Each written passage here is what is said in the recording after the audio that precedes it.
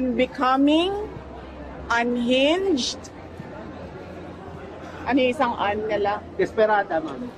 Hindi. Nga eh. Ano naman? May eh. Yeah, unhinged, unusual, unbecoming, unsound mind. And what was the other one? Hindi. Meron pa isa. Okay.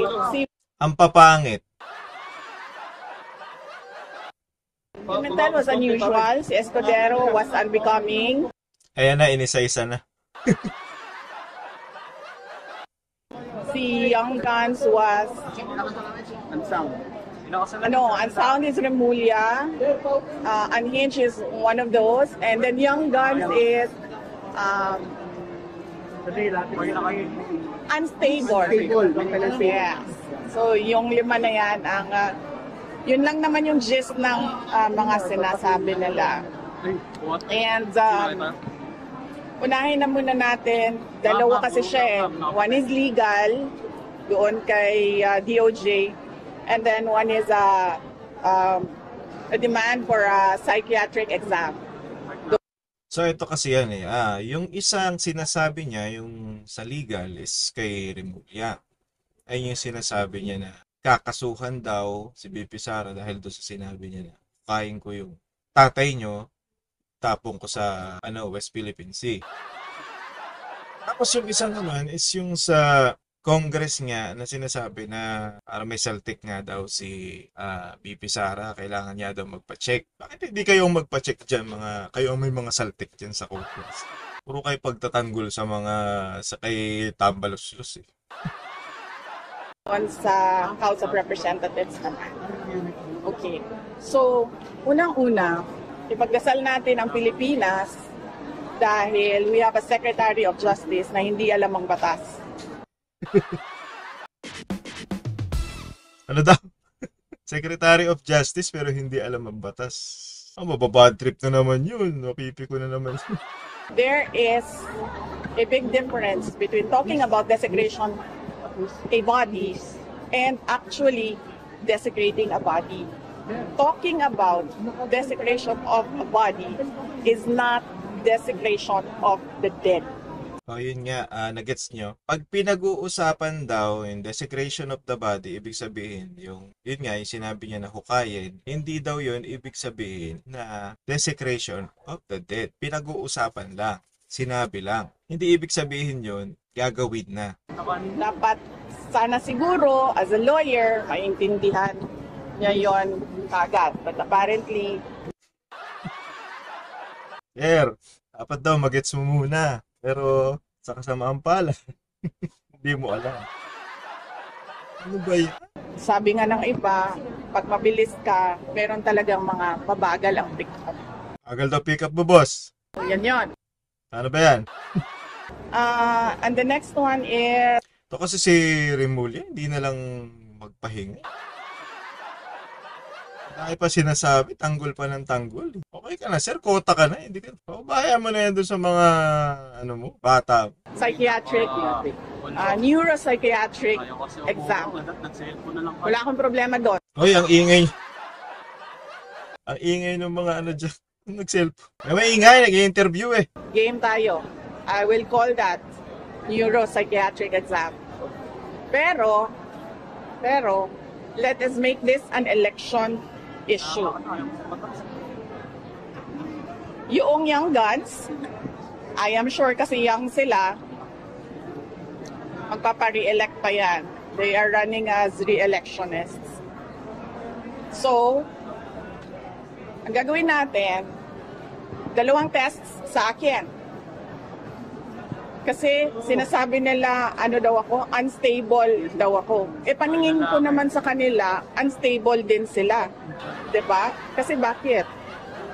Aatake sila, pag sumagot yung inaatake nila, nagagalit sila. Tinatawag nilang unstable.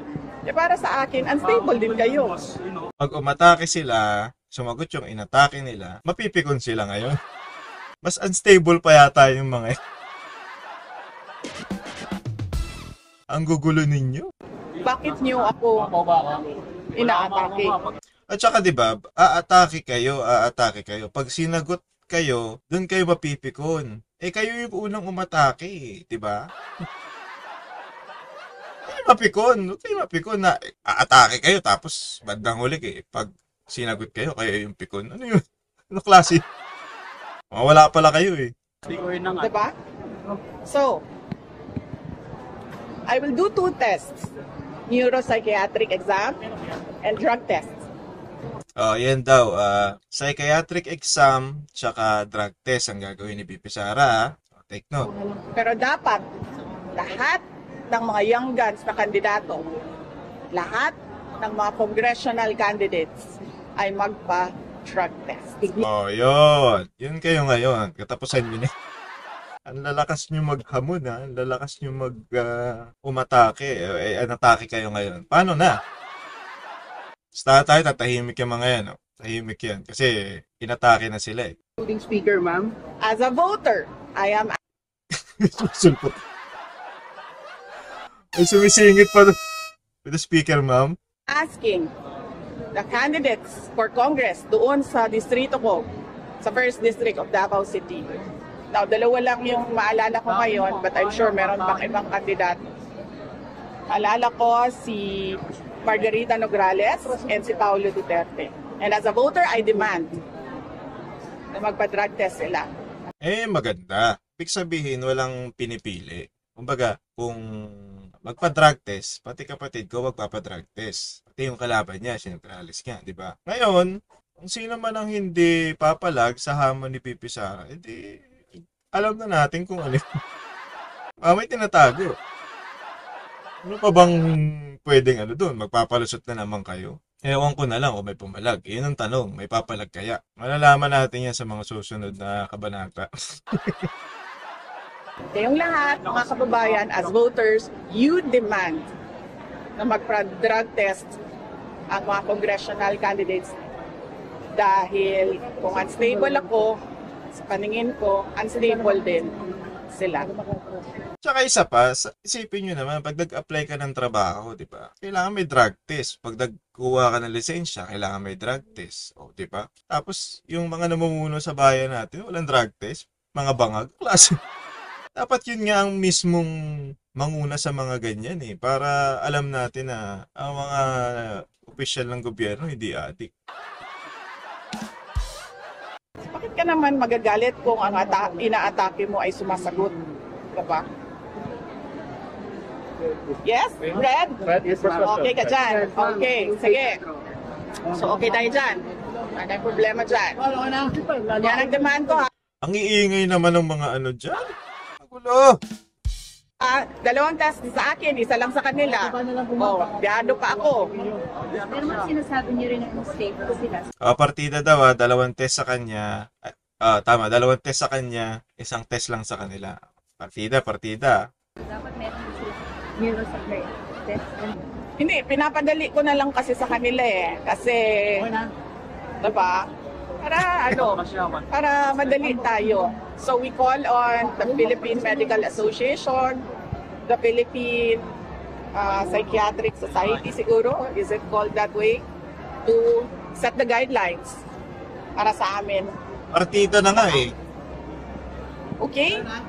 Lahat ng botante mag-demand ng drug test sa ating mga congressman candidates kasi unstable din sila.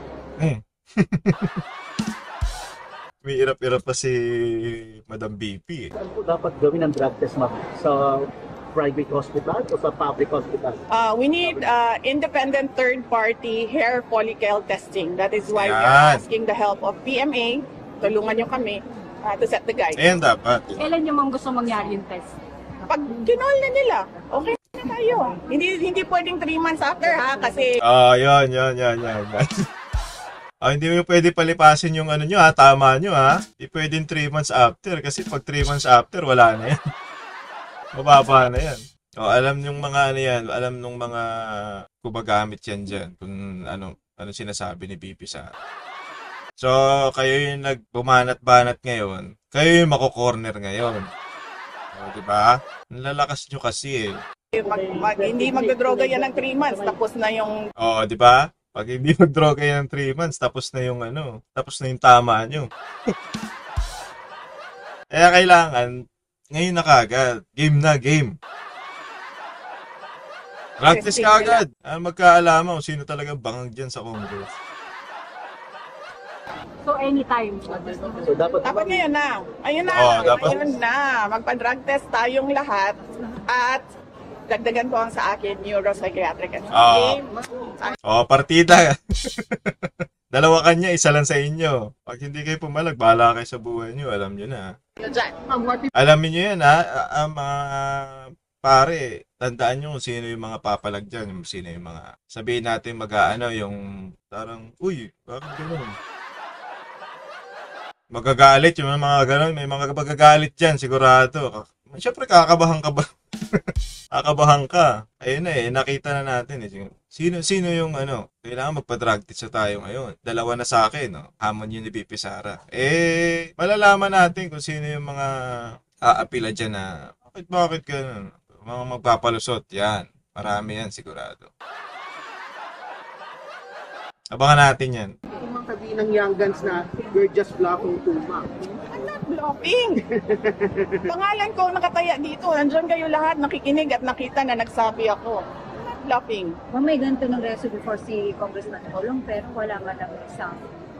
Diba? Oh. Diba? Ayaw nila magpa-drug test. Bakit kaya? Bakit kaya? Bakit kaya? Siyempre, madam, nagpa-drug test sila, edi katapusan na nila. So hanggang concession na lang, ma'am. Yes. So yan. Okay ako. Wala tayong problema dyan. I will do your neuropsychiatric exam.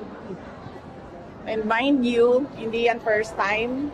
Naka-neuropsychiatric exam na ako dati nung nag-apply ako as PAW lawyer. And naka-neuropsychiatric exam na ako in a court case.